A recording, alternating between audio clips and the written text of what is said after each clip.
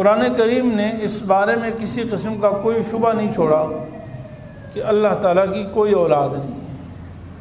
اب یہ ایک ہی بات ہے کہ اللہ کی اولاد نہیں ہے، لیکن قرآن کریم میں ایک بار نہیں 20 دفعہ اللہ تعالیٰ نے اس عقیدے کی وضاحت فرمائی ہے کہ اللہ تعالیٰ کی کوئی اولاد نہیں ہے۔ سب سے پہلے قرآن کریم کی جو آیت میں نے تلاوت کی ہے، جو سورہ اخلاص جس کو کہا جاتا ہے اور قرآن کریم کی عظیم صورتوں میں سے ہے، بڑے درجے والی صورتوں میں سے، اس میں خالص توحید کا بیان ہے،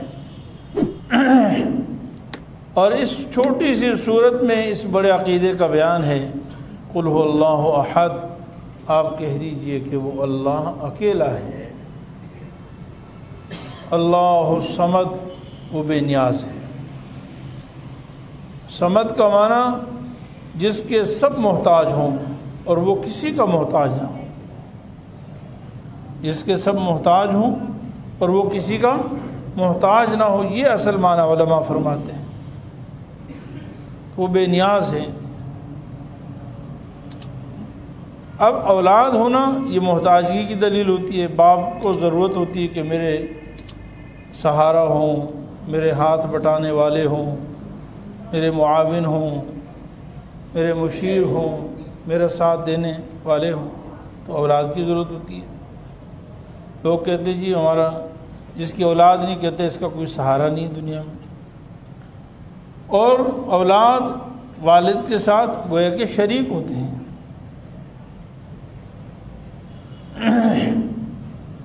اللہ تعالیٰ جب فرما رہے ہیں کہ میں اکیلا ہوں اور بے نیاز ہوں، مجھے کسی کی ضرورت نہیں ہے، تو اولاد اللہ اس کی ہوگی جو کسی کا محتاج ہو، جس پر کبھی بڑھاپا آئے، کس پر کبھی ضعف آئے، کسی کو کمزوری آئے، بیماری آئے، تنگ دستی آئے، فاقہ آئے، تو اس کو دوسرے کے سہارے کی ضرورت ہے۔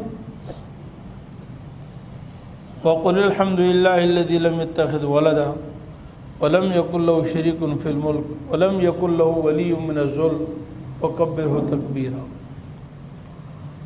اللہ تعالیٰ فرماتے ہیں سورہ بنی اسرائیل میں، جس کو سورۃ الاسراء بھی کہا جاتا ہے، کہ ساری تعریفیں اللہ تعالیٰ کے لیے جس نے اپنے لیے اولاد نہیں بنائی، اس کی اولاد ہے ہی نہیں،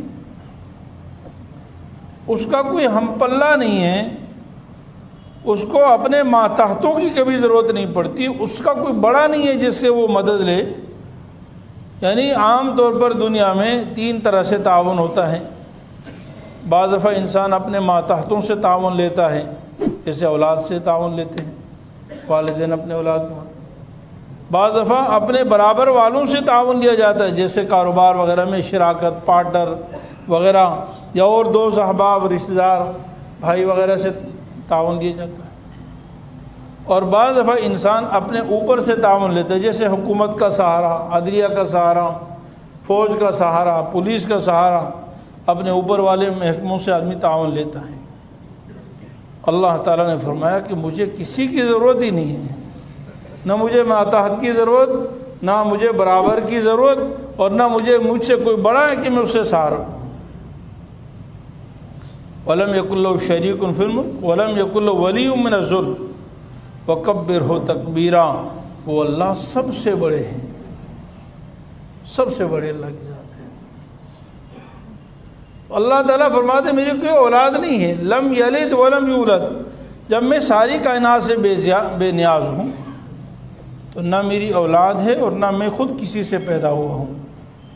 اولاد ہو تو ماتحت ہو جائیں گے، اور جس سے آدمی اگر اوپر جس سے پیدا ہوتا ہے تو وہ بڑے ہو جائیں گے۔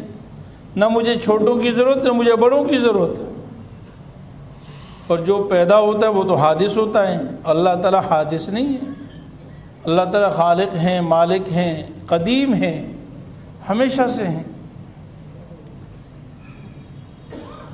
اس لیے اللہ تعالیٰ فرماتے ہیں میری کوئی اولاد نہیں، وَلَمْ يَكُنْ لَهُ كُفُوًا أَحَدٌ، اور میں کوئی اس کائنات میں کوئی اس کا نظیر نہیں ہے، اس کی مثل نہیں ہے، اس کا ہم پلہ نہیں ہے، اس کے برابر کوئی نہیں ہے۔